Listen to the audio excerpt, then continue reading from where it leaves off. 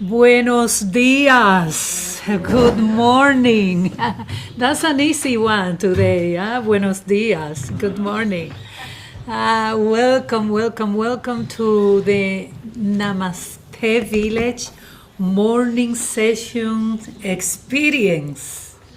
I'm Reverend Johannys Hartog. I'm the Senior Minister of Unity, Ahihik. And if you want to know more about me, our Unity, go to the website unityahihik.com, which is in .org, unityahihik.org, which in Spanish is unityahihik.org. Muy bien.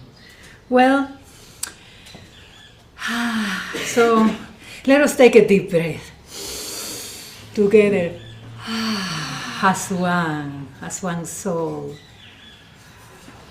So we are continuing the week with Emily Cady and her classic 1896. I love the time. 1896 New Thought and Unity Text Lessons in Truth.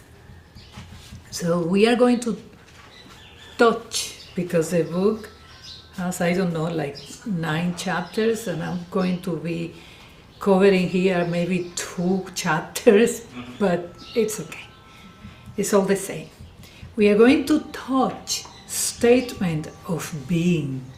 Listen to the title. Statement of being. Who and what God is. Oh. Who and what man is. And of course we are women, no? Woman, because we forgive Emily for her usage normal at the time to use male pronouns and male reference to human beings. Actually in the Course in Miracles is the same. And many of books is easier, it's complicated too. Anyway, the chapter titled Statement of Being in Lessons in Truth talks about understanding the fundamental nature of existence. The fundamental nature of existence. And then she says, God. And the relationship between God and humanity. That's what the book is about. And Katie emphasizes that a clear comprehension of God by whatever name is essential for spiritual growth and transformation. A clear comprehension of God. Well, I love this chapter because I have always been fascinated with the existence of God. Always. It's in my DNA. I mean, it's like as a child, I would spend hours by myself.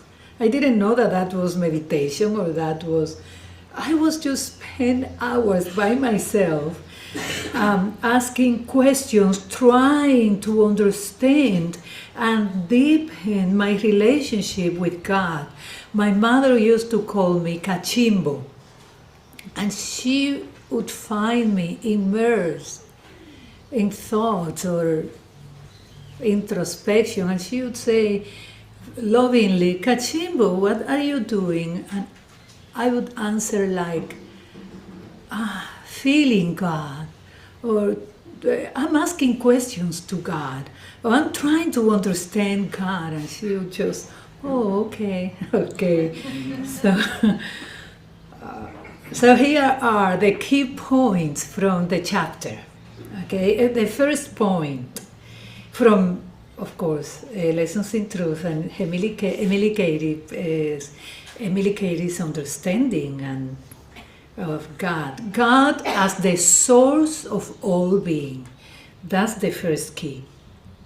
And she says, actually, she begins by affirming that God is the one universal spirit and the source of all life. And she keeps going, God, omnipresent, omnipotent, and omniscient. Then she says, God is the essence. Let me see here. God is the essence of all that exists. And this presence permeates everything, including all people and the entire universe. Second point from Emily Cady. She says, let me see if I can find it here. God and humanity are one. God and humanity are one. And then Emily Cady also explains that since God is life, love, wisdom, and power that fills, covers, envelops all, there is no separation between God and humanity.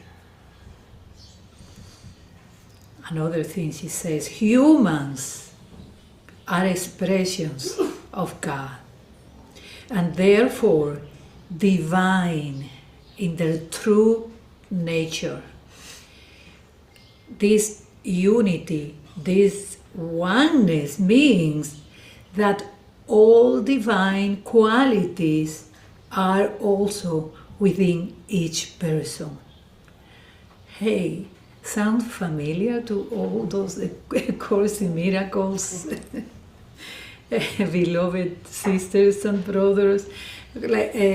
Literally, in the Course in Miracles, it says, God extended himself as us.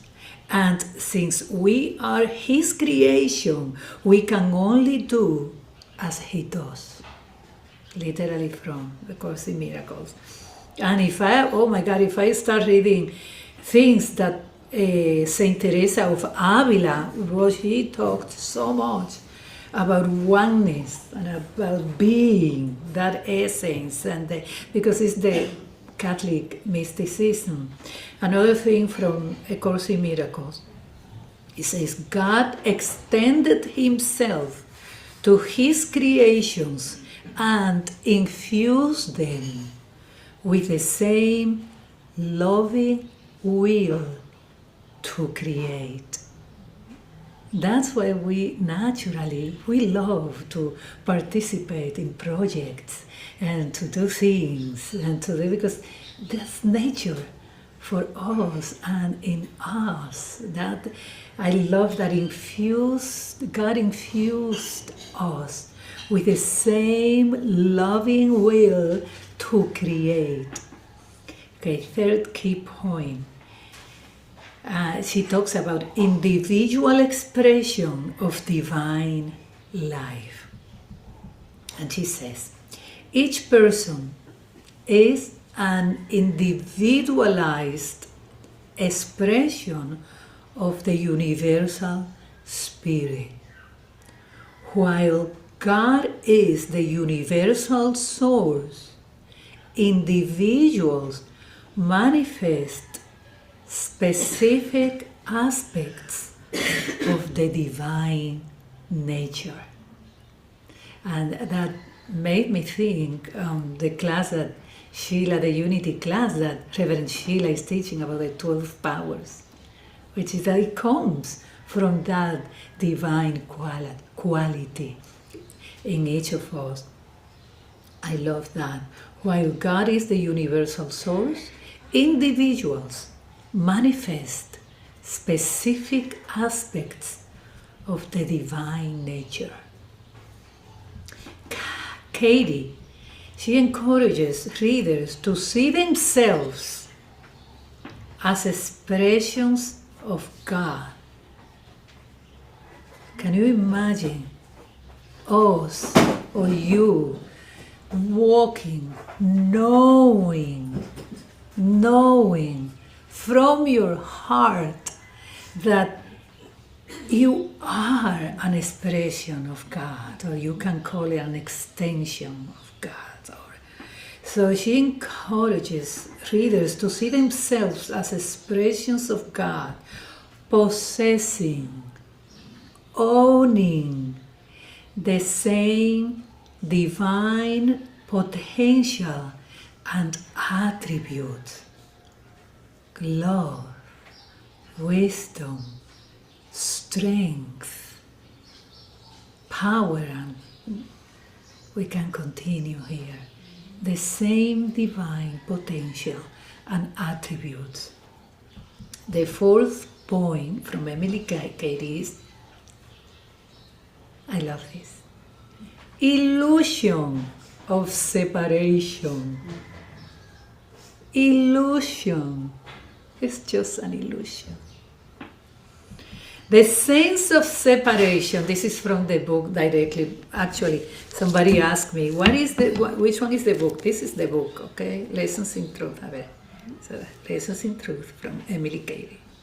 I received an email asking me, this is the book, okay? I just remember. Illusions of separations, and I'm going to read from the book. The sense of separation from God is seen as an illusion born from limited human perception. This belief in separation leads to suffering, lack, and fear. This is in the late 1800s, beloved ones. So that sounds familiar. That's the core of A Course in Miracles and many other spiritual paths. They believe in separation. Cady emphasizes that by recognizing, accepting the oneness with God, people can overcome all sense of limitation and live from a place of power and peace. Actually, the Course in Miracles, it says that peace is what precedes the awakening. When you see yourself in a state of peace, get ready, my soul. You are at the verge there of awakening. It's peace. Point number 5, spiritual transformation through understanding. Cady repeats over and over in the whole book that a proper understanding of one's unity with God is transformative, that we must embody that reality. So when she talks about recognizing, and comes an affirmation, I am one with God. So that recognizing that, accepting that, feeling it, embodying it, I am one with God, brings again peace, strength, and clarity. Cady actually advocates for affirmations and meditations that help align one's consciousness with this truth, and therefore facilitating spiritual growth and personal empowerment. So tomorrow we are going to touch again a little bit about that, affirmative prayer, affirmation. And, number 6, practical applications. That's the fifth principle of unity. That is, which says it's not enough to know this. I mean, you can know by memory all the books in the world. You see, but it's the application that really takes you where you want to be. Practical application, and then she uses affirmations and truth statements. So Emily Cady invites readers to regularly constantly affirm their divine nature and oneness with God. I mean, to own that reality, to know it constantly. And she says that affirming truth helps internalize this understanding. And then again from the book, this affirmation, affirming, I am a child of God, and as such, I am gifted with divine qualities. Close your eyes for a moment and feel this truth in your heart. Take a deep breath first and feel this truth. I am a child of God, and as such, I am gifted with divine qualities. And again, you can use, if you don't like child, I am an extension of God. I am one with God. I am the Spirit of God. Whatever you feel in your heart, that's what is going to help you. It's like, yes, I speak English. I'm bilingual, and I read and I write. But the truth is, at night when I pray in Spanish. It fills my heart, you see. And I cannot tell anybody, oh, you have to pray in Spanish if you want to touch God. That's absurd, I mean ridiculous. So this is where the personal thing comes, what works for you. So Katie's method includes both intellectual comprehension and practical application, using affirmations to shift outdated, non-functional beliefs and perception to those aligned with our divinity. In essence, the chapter Statement of Being is about affirming the inherent divinity within every person. Thank you. Arbolito, gracias. You know, little tree, arbolito, another word.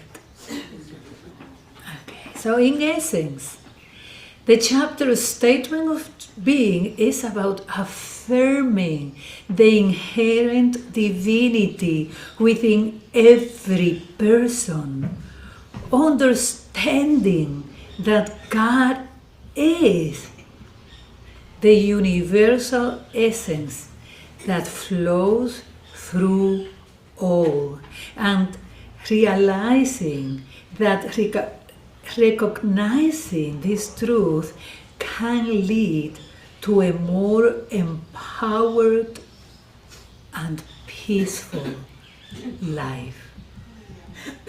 That's what the chapter is about. Now, in the book, there are some definitions that actually Unity uses a lot.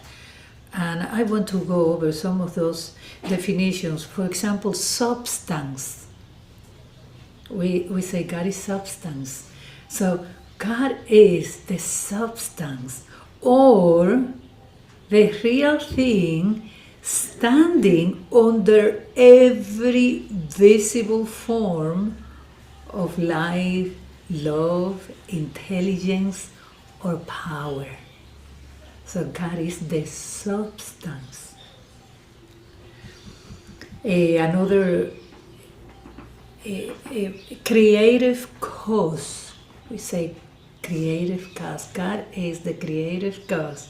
God is the creative cause of every visible form of intelligence and life at its commencement and each moment throughout its existence. So God lives within every created thing as the life, the ever-renewing, recreating, upbuilding cause of it. Then principle. That's easy.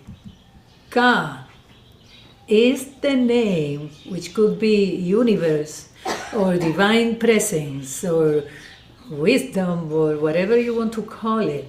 God is the name or label that we give to that unchangeable, inexorable principle at the source of all existence. So that's just a name, just a label. Is that unchangeable principle at the source of all existence. And then Father, Mother. Father, Mother, we call God Father, Mother, and unity. As expressed in each of us, God becomes personal to us. A personal, loving, all-giving Father, Mother. Some people have difficulties calling God Father because they have had a very difficult relationship with their father, you know. For me it was easy because I was gifted with a very, really loving, all-giving father, my papa. So he was so full of joy and love and care, and that for me to say Padre when I am praying is easy. Or to say God, Dios. Sometimes I say divine presence. It's whatever we feel at the moment. Listen to your heart. That's the only important thing. Yes, it's important to understand, to even though Emily Carey says, stop reading books. Sometimes books can't really lead us into some state of, awareness and things. So go to your heart always. And I have homework again. And Reverend Sheila came. Those of you who were asking for some papers, if you need, you can raise your hand. They were looking for you, Reverend Sheila. Okay. Okay. And in your house. Okay, right. I'm happy. I'm really listening I'm reaching out, or some people are reaching out to me, listening how great have been these homeworks for introspections, and so that's the idea. So ready for... If people want to ask you questions, send them Johannys@gmail.com. Okay. Bonnie needs some papers. If you have some questions, you can, those of you on Zoom, you can reach me at unity@gmail.com. You can, not everybody have my phone number, so I have some people trying to ask me some questions yesterday. So just write to me, and I will be more than happy to answer or just to share my thoughts, because the answer is in your heart, remember. Homework. And this is, it might sound like silly questions. No. Go to your heart and really ask yourself, do I think this? Do I believe this? So the question is, how do Katie's ideas challenge or affirm your current beliefs? How do Katie's ideas challenge or affirm your current beliefs? Number 2, can you identify areas in your life? Can you identify areas in your life where you can apply this understanding of divine nature and self-awareness? I'll repeat the question again. Can you identify areas in your life where you can apply specific areas where you can apply this understanding of divine nature and self-awareness? Number 3, create one personal affirmation. I mean, if you feel writing 2 or 3 or 4, it doesn't matter, but at least one personal affirmation based on the core ideas from this chapter, Statement of Being. Create one personal affirmation, and remember that this chapter is about affirming the inherent divinity that we are. Affirming that, because affirming truth helps internalize this understanding, like the affirmation that Emily Katie did. I am a child of God, or I am gifted with divine qualities. But create your personal affirmation. And number 4,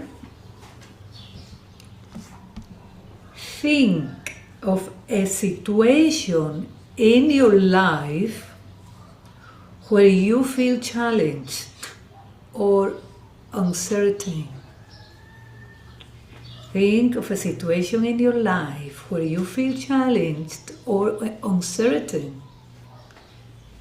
And the question is, what thoughts or affirmations can you use to approach this situation differently and align yourself with the truth?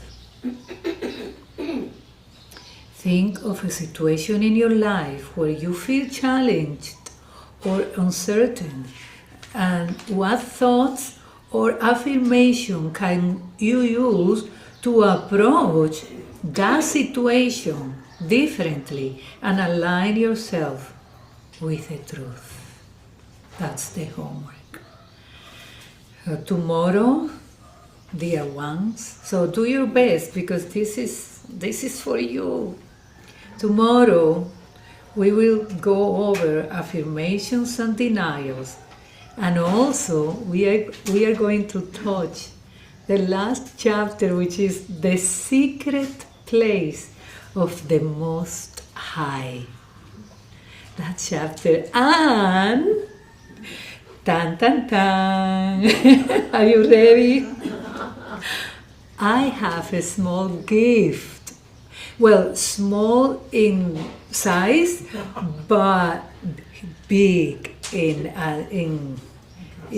concept or but you know what? For those who will be here tomorrow, well, I will find a way of showing to you guys the online.